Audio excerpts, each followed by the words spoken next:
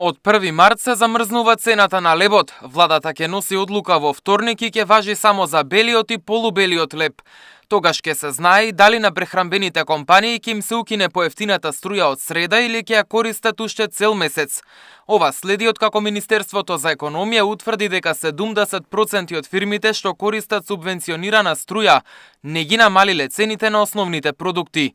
Поради тоа цената на лебот ќе се фиксира на 33 денари, а на листата се очекува да се најдат и други производи. Министерот вели ќе се прават анализи секоја недела. Ова е само првиот чекор.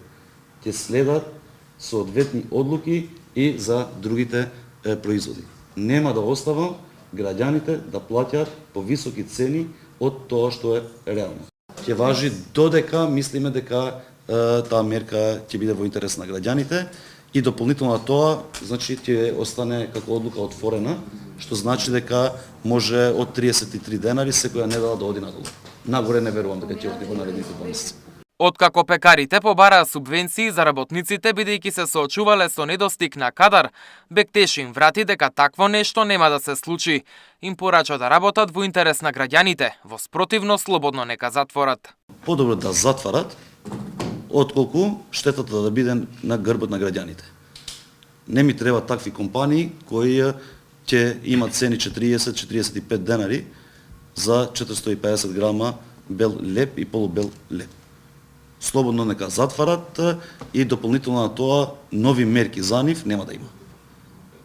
Да им платиме ние и работниците, да им ги платиме и суровините, сите оперативни трошоци, а тие да го добиват профитот и тоа профит кој не е логичен во грбот на потрошувачите.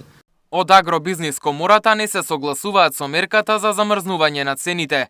Велат неизвестно е како фурните ќе се справат со трошоците, па можно или да стават клуч на врата, или рафтовите во маркетите да ги остават празни. Секој од компаниите ќе се направи напрешни анализи, ќе се утврди дали може да го издржи тој удар, како тоа би функционирало, односно како би се однесувало на трошоците кои што ги има за самото производство и согласно тоа сама ќе се заклучи секој од компаниите што би правела во иднина.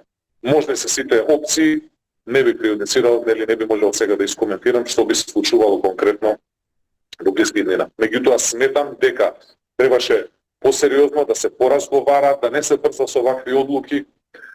Пекарите не се согласуваат ниту со одлуката за укинување на субвенционираната струја.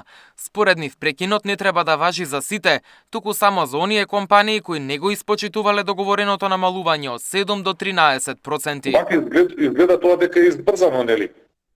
Не се знаат анализите и аргументите конкретни, не се знае кои се тие конкретни компании, а веднаш се преюдицира и веднаш се носи заклучок да сите компании се префрлат на слободна берза за електрична енергија. Мерката за струја од 80 евра по мегават час за прехранбените компании стапи на сила на 1 декември лани и требаше да важи до 30 април.